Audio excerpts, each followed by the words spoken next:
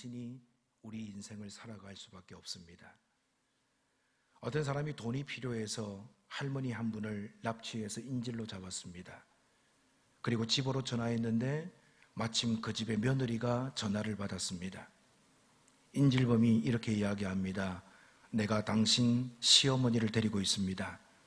빨리 돈 1,000만 원을 송금해 주지 않으면 당신 시어머니를 가만히 두지 않을 거예요. 그랬더니 며느리가 이렇게 이야기합니다. 어림없는 소리 하지 마세요. 경찰에 신고해버리겠어요. 그 말을 들은 인질범이 이야기합니다. 돈 안 붙이면 당신 시어머니를 당장 집으로 돌려보내겠습니다. 그랬더니 며느리가 소리칩니다. 잠깐만요. 계좌번호 알려주세요. 여러분, 어머니가 계신 것이 얼마나 감사한 일인데 이 감사하지 못하니까 이렇게 반응할 수 있다는 거예요. 이런 인생은 간신히 살아가게 됩니다. 우리에게 행복의 비결이 있습니다. 어떻게 하면 행복하느냐? 감사하면 행복합니다. 돈이 많아야 행복해질 거라고 생각하고 많이 배워야 행복해질 거라고 생각하는데 여러분, 감사하면 행복해집니다. 감사하면 기적이 나타납니다. 감사하면요, 복의 역사가 우리의 삶 가운데 충만히 임하게 됩니다. 예수님이 많은 사람을 베세다 강야에 모아놓고 하늘나라 복음을 증거하셨습니다. 오늘 성경에 보면 거기에 모인 남자의 수만 5,000명이었다고 이야기합니다. 거기에 모인 남자, 여자, 그리고 어린아이 모두를 합치면 아마도 2만 명 이상은 되었을 것입니다. 그 많은 사람들 앞에서 예수님은 하늘나라 복음을 증거하셨습니다. 그런데 말씀을 듣다가 시간이 흘렀습니다. 그러다 보니 배가 고픕니다. 예수님은 이들에게 영의 양식뿐만 아니라 육의 양식도 먹이고 싶었습니다. 마침 어린아이 하나가 보리떡 5개와 물고기 2마리를 가져왔습니다. 그리고 예수님은 그 초라한 보리떡 5개와 물고기 2마리를 붙잡고 기도했는데 그것을 통해서 기적의 역사가 나타났습니다. 오늘 말씀해 보니까 모두가 먹고 12강주리를 거두었다라고 성경은 기록하고 있습니다. 여러분, 이것이 기적 아니겠습니까? 우리는 신앙생활을 하면서 감사해야 할 일이 참 많습니다. 그런데 우리가 감사하는 경우가 그렇게 많지 않은 것 같아요. 왜 감사가 없느냐? 믿음이 없으면 감사할 수가 없습니다. 지금 베세다 광야에 아무것도 없습니다. 사람들은 2만 명 이상이 거기 모여 있습니다. 거기에는 식당도 없습니다. 슈퍼마켓도 없습니다. 빵집도 없습니다. 있다고 해도 그 많은 사람들을 먹일 만한 빵이 없겠지요. 혹시 빵이 있다고 해도 그것을 살 돈도 없습니다. 그런데 이런 상황 속에서 예수님은 전혀 걱정을 하지 않습니다. 오히려 제자들이 이 많은 사람을 어떻게 먹이나 걱정하고 있습니다. 왜냐하면 예수님께서 제자들에게 너희가 먹을 것을 주라고 말씀하셨기 때문입니다. 그렇게 말씀하신 예수님은 평안한 상태로 있습니다. 왜 예수님은 대책이 없는 그 상황 속에서도 평안을 누리실 수가 있었을까요? 그것은 믿음을 가지셨기 때문입니다. 어떤 믿음이냐 하면 하나님께서 천지를 창조하셨다는 믿음입니다. 그리고 하나님은 풍성하신 분이라는 믿음입니다.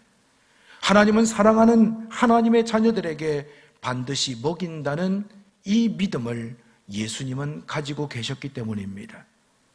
마태복음 6장 26절을 보면 공중의 새를 보라, 심지도 않고 거두지도 않고 창고에 모아들이지도 아니하되 너희 하늘 아버지께서 기르시나니 너희는 이것들보다 귀하지 아니하냐라고 말씀합니다. 예수님은 걱정이 태산 같은 사람들을 향해서 걱정하지 말아라. 저 공중의 새를 바라봐라. 너희 하늘 아버지께서 기르시고 먹이시는데 너희들이 저 공중의 새보다도 더 귀하지 아니하냐라고 말씀합니다. 마태복음 6장 30절과 31절을 보시면 오늘 있다가 내일 아궁이에 던져지는 덤불도 하나님이 이렇게 입히시거든 하물며 너희일까 보냐 믿음이 적은 자들아. 그러므로 염려하여 이르기를 무엇을 먹을까 무엇을 마실까 무엇을 입을까 하지 말라라고 말씀합니다. 오늘 저와 여러분들이 인생을 살아가면서 많은 문제들을 경험합니다. 때로는 결핍 때문에 힘들어합니다. 그런데 우리를 향해서 염려하지 말아라 라고 주님은 말씀하고 있습니다. 왜 염려하지 않을 수 있습니까? 이 말씀을 믿는 믿음이 있으면 저와 여러분에게 여러 가지 많은 염려들이 사라지고 하나님을 향한 감사가 충만하게 될 줄로 믿습니다. 여러분, 하나님의 말씀을 신뢰하면 우리는 감사할 수 있습니다. 하지만 하나님의 말씀을 의심하면 우리는 염려하게끔 되어 있습니다. 오늘 우리 인생의 공급자는 하나님이십니다. 그렇기 때문에 여러분, 염려하지 말고 감사하시기 바랍니다. 하나님은 하나님의 자녀를 책임지십니다. 그렇기 때문에 여러 가지 어려운 상황에 있을지라도 염려하지 말고 감사하시기를 바랍니다. 감사의 뿌리가 뭐냐? 그것은 믿음입니다. 믿음이 있는 사람이요, 감사할 수 있습니다. 하나님이 살아계심을 믿고 하나님이 나를 반드시 도와주신다라고 신뢰하는 그 사람이 염려 없이 감사의 삶을 살아갈 수가 있는 거예요. 저도 때때로 근심할 때가 있습니다. 염려할 때가 있습니다. 그리고 제 내면을 가만히 들여다보면 하나님을 향한 믿음이 없기 때문에 제가 그렇게 반응하고 있다는 것을 느낄 때가 많습니다. 사랑하는 여러분, 오늘 너희들 염려하지 말아라, 내가 다 책임져 줄게 말씀하시는 주님의 약속을 믿고 여러분의 삶에 감사가 충만하시기를 바랍니다. 여러분, 우리가 인생 살아가면서 영원토록 살 것 같지만 우리 인생은 유한합니다. 코로 숨을 들이쉬고 또 코로 숨을 내뱉지 못하면요, 우리 인생은 죽게 되어 있습니다. 숨을 편안하게 쉬고 있지만 이 숨 쉬는 것, 이것이 바로 생명입니다. 그런데 여러분, 만약에 하나님께서 우리가 숨 쉴 수 있도록 공기를 허락하지 않으셨다면 어떻게 되겠습니까? 이 공기를 돈으로 사서 숨을 쉴 수 있도록 하셨다면 얼마나 힘들겠습니까? 우리가 평소에 마시는 물도 그거 다 비싼 돈으로 사서 마시게 한다면 얼마나 우리의 삶이 어렵겠습니까? 하나님은요, 우리에게 필요한 모든 것들을 다 공급하시는 분이심을 우리가 믿고 감사해야 합니다. 어떤 분이 폐가 좋지 않아가지고 미국 병원에 치료를 받으러 갔습니다. 그랬더니 의사가 이렇게 이야기합니다. 이 환자는 우리 병원에 있는 특수 산소를 공급하면 한 석 달 정도는 더 살 수 있습니다. 그런데 그 특수 산소를 공급하면 1시간의 비용이 1,000불이 듭니다. 어떻게 하시겠습니까? 그랬더니 그분의 아들이 부자라서 저희 아버님 생명을 연장시킬 수만 있다면 제가 돈을 지불하고 그렇게 하겠습니다. 그래서 치료를 받기 시작했습니다. 3개월 동안 그 아버지가 더 살다가 돌아가셨대요. 그 이야기를 들은 누군가가 계산을 해봤답니다. 3개월 동안 1시간에 1,000불을 내면 하루면 24,000불입니다. 그리고 1개월은 72만 불입니다. 3개월 동안 숨쉬기 위해서 지불한 돈이 216만 불입니다. 그걸 우리나라 돈으로 바꿔보니까 약 25억쯤 되더래요. 3개월 숨쉬는데 25억이 들었습니다. 여러분, 우리가 이 이야기를 들으면서 우리가 얼마나 하나님의 은혜 안에서 공짜로 산소를 들이마시고 있는가 감사해야 되지 않겠습니까? 하나님은 우리에게 요구하지도 않으시면서 사랑하시는 하나님의 자녀들에게 공짜로 숨 쉴 수 있도록 이렇게 좋은 환경과 또 좋은 공기를 허락해 주셨습니다. 우리의 눈을 떠서 우리의 마음을 집중해서 감사할 것을 찾아보면 감사가 아닌 것이 하나도 없다라는 거예요. 그런데 우리는 모든 것들을 당연하게 여깁니다. 밥을 먹는 것도 당연하게 여기고, 눈으로 보는 것도 당연하게 여기고, 소화 잘 되는 것도 당연하게 여기고, 화장실 잘 왔다 갔다 하는 것도 당연하게 여기고, 생활 속에 이건 뭐 당연한 거 아니야? 그러다 보니까 우리의 삶의 감사가 사라지는 거예요. 사랑하는 여러분, 오늘 우리의 공급자 되신 하나님을 신뢰하면서 뭔가 부족해도 감사하시기 바랍니다. 그리고 내가 누리고 있는 것을 당연하게 여기지 말고 늘 하나님 앞에 감사하는 저와 여러분이 되시기를 간절히 바랍니다. 뿐만 아니라 우리는 우리의 존재 자체가 하나님의 은혜임을 깨닫고 감사해야 됩니다. 잠언 16장 4절에 보시면 여호와께서 온갖 것을 그 쓰임에 적당하게 지으셨나니 악인도 악한 날에 적당하게 하셨느니라 말씀합니다. 하나님께서 실수로 지으신 것이 하나도 없다라는 거예요.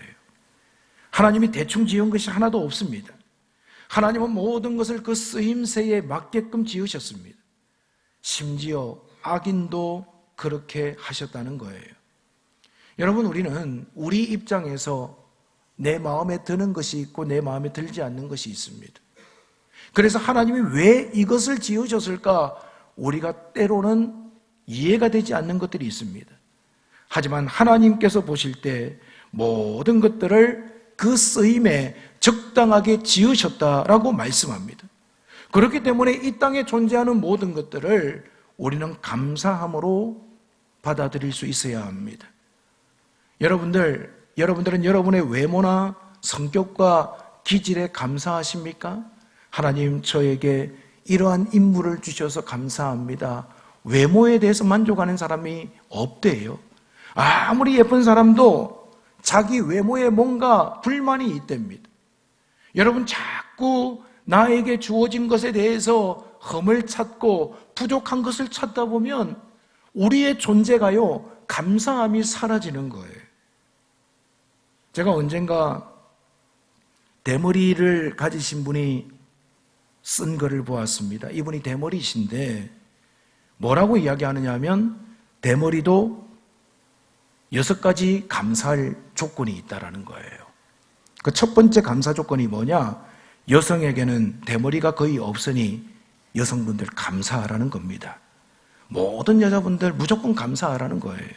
두 번째, 대머리 치고 굶는 사람이 없으니 감사하라는 겁니다. 길거리 지나다니면서 이렇게 돈을 요구하는 사람들 보면 대머리를 보셨냐는 거예요. 대머리는 전부 다 대통령 내지는 사장님들이라는 거예요.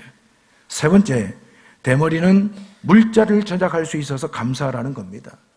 머리털이 없으니까 비누와 샴푸와 물이 전략이 됩니다. 머리를 감고 나서도 별 이렇게 머리를 말리려고 헤어드라이를 쓸 필요도 없다라는 거예요. 네 번째, 하나님의 사랑을 많이 받았기 때문에 감사하라는 겁니다. 주님이 얼마나 순간순간 머리를 쓰다듬어 주셨으면 머리가 빠지고 대머리가 되었겠냐라는 거죠. 다섯 번째, 엘리사 선지자나 바울 사도 등 하나님의 종들이 대머리가 많기 때문에 감사하라는 겁니다. 머리가 대머리이면 하나님의 사람임을 증거해주는 표정이 된다고 이분은 또 이렇게 이야기합니다. 여섯 번째, 대머리는 주님을 편하게 해드리니까 감사하라는 거예요. 성경의 주님은 매일 우리의 머리카락을 세신다고 했는데 머리카락이 많지 않으니까 주님이 얼마나 편하시겠냐라는 겁니다. 여러분, 우리가 볼 때 아이고 이렇게 머리숱이 없어, 여름에는 덥고 겨울에는 춥고 얼마든지 불평거리를 찾을 수 있는데 이 대머리이신 분도 감사의 제목을 찾다 보니까 최소 이 정도는 감사할 수 있다고 고백하는 거예요. 그렇다면 머리에 숱이 많은 분은 얼마나 감사합니까? 여러분, 우리가 감사하기로 작정하면 늘 감사의 안경을 끼고 모든 것들을 바라볼 수 있습니다. 하지만 감사하기로 마음을 먹지 않으면 우리는 늘 불평하고 원망하게끔 되어 있어요. 제가 앞에서도 말씀드렸습니다마는 감사가 하려면 믿음이 있어야 된다고 말씀드렸지요. 하나님께서 내 인생에 가장 좋은 것을 공급하시는 분, 때를 따라 돕는 은혜를 베푸시는 분이라는 이 믿음을 가지고 있으면 이래도 감사, 저래도 감사, 모든 것이 감사가 될 줄로 믿습니다.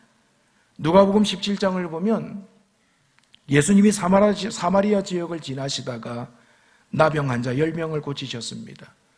그런데 그 고침을 받은 9명은 집으로 돌아가 버렸고 한 명만 돌아와 가지고요, 예수님 앞에 엎드려서 감사합니다. 그때 예수님이 그 한 사람에게 이렇게 이야기를 했습니다. 누가복음 17장 19절에 보시면 그에게 이르시되 일어나 가라, 내 믿음이 너를 구원하였느니라 말씀합니다. 재미있는 것은 예수님이 여기서 내 감사가 너를 구원하였느니라 하지 않으셨습니다. 오히려 내 믿음이 너를 구원하였느니라고 말씀합니다. 나병 환자가 실제로 한 것은 예수님께 감사한 것뿐입니다. 그런데 예수님은 그의 감사를 믿음으로 보셨습니다. 감사하면 믿음이 있는 거예요. 믿음이 있으면 감사할 수 있습니다. 감사는 믿음으로부터 시작됩니다. 여러분, 우리가 어떤 상황에 처해든지 믿음이 있으면 감사의 사람이 될 줄로 여러분들 믿으시기를 바랍니다. 이 감사는요, 나누면 더 커집니다. 베세다 강야에서 한 소년이 가지고 온 그 작은 도시락, 너무너무 초라하지 않습니까? 당시 어린아이 혼자 먹기에도 부족한 보리떡 5개와 물고기 2마리입니다. 말이 물고기지 멸치 같은 조그마한 생선입니다. 보리떡이라고 해봤자 얼마나 크겠습니까? 조그마한 겁니다. 그런데 예수님은 그 소년으로부터 시작된 그 도시락을 들고 하나님을 향하여 축복하며 기도하셨습니다. 그리고 제자들을 향해서 이것을 가져다가 사람들에게 나누어 주라고 말씀합니다. 만약에 제가 그 자리에 있었다면요, 참 당황했을 것 같아요. 아니, 이거 한 입도 안 될 거리를 사람들에게 나누어 주라고요? 아유, 이거 나누다가 한두 사람 먹으면 끝날 것 같은데요? 얼마든지 그렇게 주님 앞에 말할 수 있지 않겠습니까? 그런데 여러분, 41절 말씀을 한번 보십시다. 예수께서 떡 5개와 물고기 2마리를 가지사 하늘을 우러러 축사하시고 떡을 떼어 제자들에게 주어 사람들에게 나누어 주게 하시고 또 물고기 2마리도 모든 사람들에게 나누시매라고 말씀합니다. 이것을 통해서 주님께서 우리에게 주시고자 하시는 메시지가 있습니다. 기적이라고 하는 것은 나눌 때 일어난다는 거예요. 기적이라고 하는 것은 혼자서 모자란다고 움켜쥐고 있을 때 일어나지 않는다라는 거예요. 아무것도 아닌 거지만 예수님의 손에 들려서 예수님께서 축사하실 때, 그리고 예수님의 말씀대로 순종할 때 기적의 역사가 일어났습니다. 우리 인간의 상식으로는 그까짓 것 가지고 뭘 하겠어, 그게 뭐가 되겠어라는 생각이 들지만 여러분, 그 결과가 얼마나 풍성했는가 42절에서 44절에 이렇게 이야기합니다. 다 배불리 먹고 남은 떡 조각과 물고기를 12바구니에 차게 거두었으며 떡을 먹은 남자는 5,000명이었더라 라고 말씀합니다. 한 소년의 작은 나눔이었습니다. 그 소년의 배조차도 배부르게 할 수 없는 조그마한 것이었습니다. 하지만 예수님께서 축사하시고 그것을 나눴을 때 남자만 5,000명이 먹고 12바구니가 남는 기적의 역사가 나타났습니다. 여러분, 우리의 삶이 감사를 나눌 때, 은혜를 나눌 때, 내가 가진 것을 나눌 때 하나님의 기적이 우리 가운데 임하게 될 줄 믿으시기를 바랍니다. 역사상 최초의 추수감사절도 나눔의 축제였습니다. 1620년 12월 102명의 청교도가 117일간의 대서양 항해 끝에 미국 플리머스에 도착했습니다. 그러나 그들을 기다린 것은 배고픔과 추위였습니다. 먹을 만한 음식도 없었고 머물 만한 숙소도 없었습니다. 전염병과 배고픔으로 그 땅에 도착하자마자 50여 명이 죽었습니다. 그래서 절망하고 있는데 이때 그 땅에 있는 인디언들이 도움을 줍니다. 인디언들은 자기들이 먹는 옥수수, 감자, 밀을 청교도들에게 나누어 줍니다. 그들은 청교도들을 도와서 농사를 짓고 열매를 맺을 수 있도록 함께 힘을 썼습니다. 그리고 다음에 청교도들이 감사절을 지킬 때 인디언들을 초청합니다. 그때부터 추수감사절이 시작되었습니다. 처음부터 추수감사절은 나눔의 축제였습니다.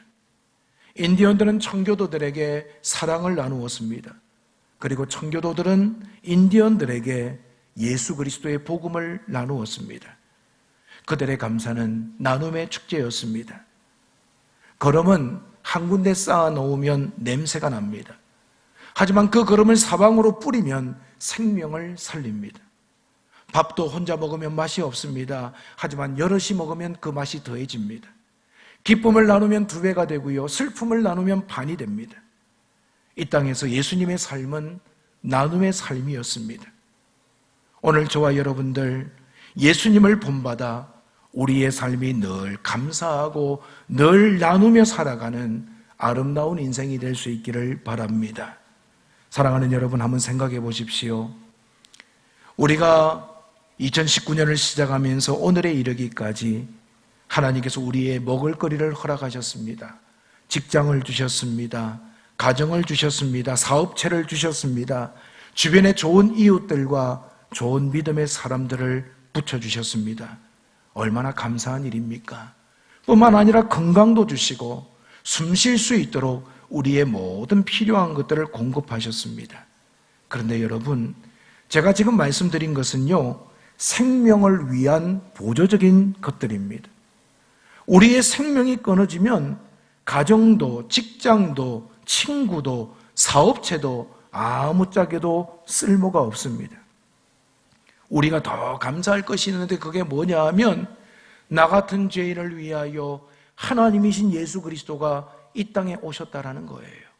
그리고 나를 위하여 십자가에 죽으심으로 내가 그 피를 믿으면 저 영원한 천국의 주인공 되는 은혜를 허락해 주신 것을 우리는 믿고 감사해야만 합니다. 여러분, 이 생명을 나누어 주신 분이 바로 예수 그리스도이십니다. 우리가 이 땅에서 잘 먹고 잘 사는 것 중요하지만 더 중요한 것은 영원한 삶을 누릴 수 있는 은혜가 이미 예수님으로부터 나에게 주어졌다라는 겁니다. 생명의 원리는 분명합니다. 죽은 사람 믿으면 죽고 산 사람 믿으면 삽니다. 생명은 살아있는 존재에게서 나옵니다. 하나님은 지금도 살아계십니다. 예수님은 나를 위하여 죽었다가 다시 살아났습니다. 예수님은 죽고 부활하시면서 저와 여러분에게 생명을 주셨습니다. 그 영원한 생명이 이미 우리 안에 있습니다. 골로새서 3장 3절을 보시면 이미 너희는 죽었고 너희 생명이 그리스도와 함께 하나님 안에 감추어졌음이라 말씀합니다. 여러분 안에 예수님의 생명이 있음을 감사하시기 바랍니다. 예수님의 생명이 있으면 그 안에 믿음의 역사가 나타납니다. 믿음으로 반응하면 우리의 삶에 어려움이 있더라도, 우리의 삶에 결핍이 있더라도 저와 여러분은 늘 감사하는 삶을 경주하게 될 것입니다. 사랑하는 여러분, 다음 주일은 추수감사주일입니다. 한 주간 동안 지내면서 또 새벽을 깨우며 특별 새벽기도에 참석하시면서 올 한 해 동안도 우리의 삶 가운데 베푸시고 공급하시고 여기까지 인도하신 하나님의 복을 세워보시기를 바랍니다. 그저 당연하게 여기지 말고 모든 것이 하나님의 은혜임을 인정하고 우리의 마음으로 입술로 하나님 앞에 감사하시기를 바랍니다. 그리고 다음 주일날 여러분, 하나님 앞에 추수감사헌금 정성스럽게 드림으로 하나님 앞에 물질로도 그 마음을 증거하시기를 바랍니다. 오늘 많은 사람들이요, 물질에 얽매여서 살아갑니다. 그냥 돈 하면서 살아갑니다. 그런데 여러분, 오늘 우리의 물질을 공급하시는 분이 누구십니까? 하나님이십니다. 하나님을 믿고 하나님을 신뢰하면 감사하게 되고 그 감사도요, 우리의 마음으로, 입술로, 물질로 표현할 수가 있는 거예요. 뿐만 아니라 나에게 생명을 주신 예수 그리스도, 그 예수 그리스도를 우리 주변에 있는 많은 사람들에게 나누어주고 증거하는 은혜가 우리 모든 성도님들에게 있기를 바랍니다. 예수님이 생명임을 나누어줘야 됩니다. 나에게 예수의 생명이 있으면 나 혼자만 간직할 것이 아니라 그 예수의 생명력을 주변 사람들에게 삶으로 살아내고 나누어 주므로 우리가 살아가는 곳곳에 감사의 은혜가 충만하시기를 주님의 이름으로 축원을 드립니다. 우리 시간 함께 기도하겠습니다.